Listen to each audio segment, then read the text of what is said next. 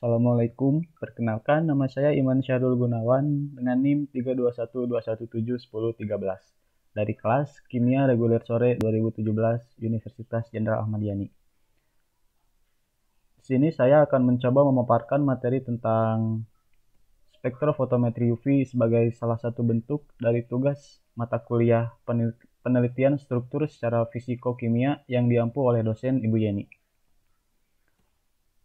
Ada beberapa bagian yang akan dibahas dalam materi ini.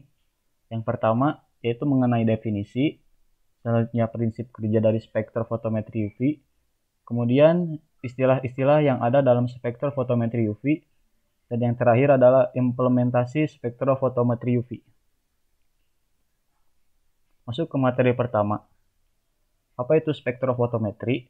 Spektrofotometri merupakan suatu metode analisa yang didasarkan pada pengukuran serapan sinar monokromatis oleh suatu lajur berlarutan berwarna pada panjang gelombang spesifik dengan menggunakan monokromator prisma atau kisi difraksi dengan detektor fototube.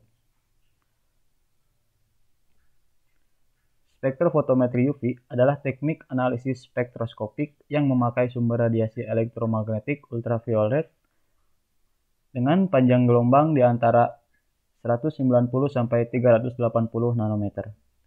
Spektrofotometer UV melibatkan energi elektronik yang cukup besar pada molekul yang dianalisa, sehingga lebih banyak dipakai untuk analisis kuantitatif dibandingkan analisis kualitatif. Ini adalah salah satu contoh instrumen spektrofotometri yang ada di laboratorium.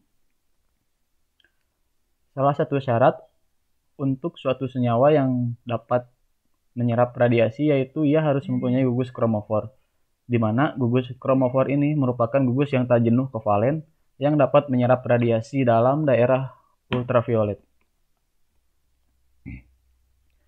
Selanjutnya, ini adalah prinsip kerja dari spektrofotometri UV. Prinsip kerjanya yaitu cahaya yang berasal dari sumber cahaya yang biasanya yaitu berasal dari lampu wolfram atau lampu deuterium. Di sini cahaya yang berasal dari sumber cahaya ini yang bersifat polikromatis akan diteruskan menuju ke monokromator, di mana monokromator ini terdiri dari 3 bagian, yaitu slit pintu masuk, prisma, dan slit pintu keluar. Prisma kemudian akan mengubah cahaya polikromatis menjadi cahaya monokromatis atau cahaya tunggal. Berkas-berkas cahaya yang disebarkan dengan panjang gelombang tertentu kemudian akan dilewatkan pada sampel yang ada di dalam kuvet. Kemudian terdapat cahaya yang diserap atau adsorpsi oleh sampel dan akan ada cahaya yang diteruskan. Nah, cahaya yang diteruskan inilah yang akan diterima oleh detektor, yang kemudian detektor akan menghitung cahaya yang diterima dan mengetahui cahaya yang diserap oleh sampel. Cahaya yang diserap sebanding dengan konsentrasi zat yang terkandung dalam sampel sehingga akan diketahui konsentrasi zat dalam sampel secara kuantitatif. Selanjutnya, setelah detektor menerima dan menghitung cahaya yang diterima, hasil dari perhitungan detektor akan ditampilkan pada display atau reader yaitu komputer. Terdapat beberapa istilah-istilah pada spektrofotometer UV. Yang pertama, kromofor. Kromofor merupakan molekul atau bagian dari molekul yang tugasnya adalah mengabsorpsi sinar yang kuat di daerah UV vis. Yang kedua, sinar polikromatis. Sinar polikromatis adalah sinar yang memiliki banyak warna dan banyak panjang gelombang. Yang ketiga, sinar monokromatis. Sinar monokromatis adalah sinar yang hanya memiliki satu warna dan satu panjang gelombang. Selanjutnya ada monokromator. Ini monokromator adalah alat yang akan memecah cahaya polikromatis menjadi cahaya tunggal atau cahaya monokromatis dengan komponen panjang gelombang tertentu. Selanjutnya ada detektor. Detektor adalah alat yang akan menangkap sinar yang dituliskan oleh larutan. Kemudian recorder. Recorder adalah alat untuk mengubah suatu sinyal dari detektor menjadi nilai-nilai. Selanjutnya ada reader. Reader adalah alat untuk menampilkan hasil dari nilai yang didapat.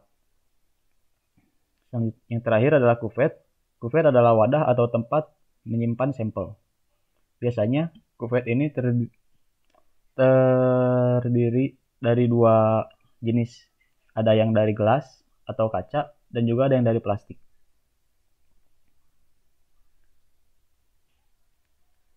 Terakhir adalah tentang implementasi spektrofotometri UV.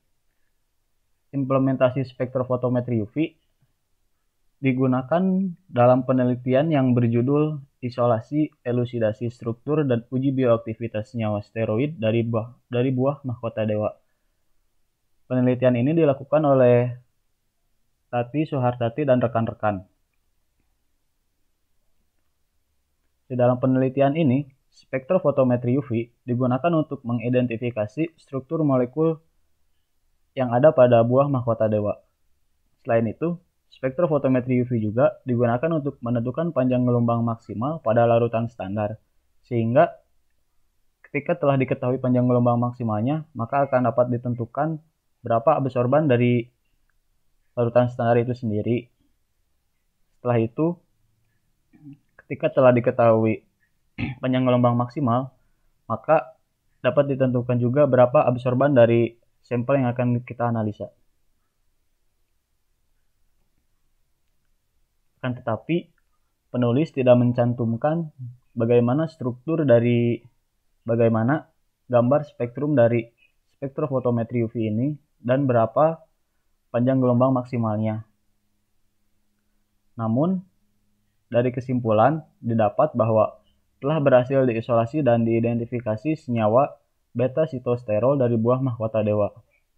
Dan ini merupakan gambar struktur senyawa hasil isolasi dari buah mahkota dewa yang bernama beta-sitosterol.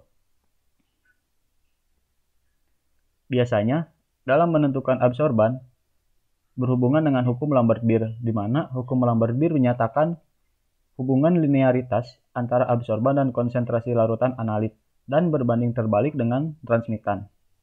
Hukum Lambert-Beer dinyatakan dalam rumus sebagai berikut. Absorban sama dengan absorptivitas molar dikali ketebalan pipet dan dikali konsentrasi dari sampel.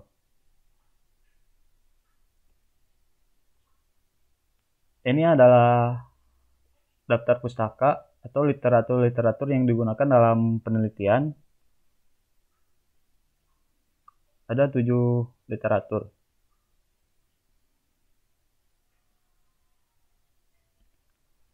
Mungkin cukup sekian pemaparan materi singkat dari saya. Mohon maaf karena masih banyak kesalahan. Assalamualaikum.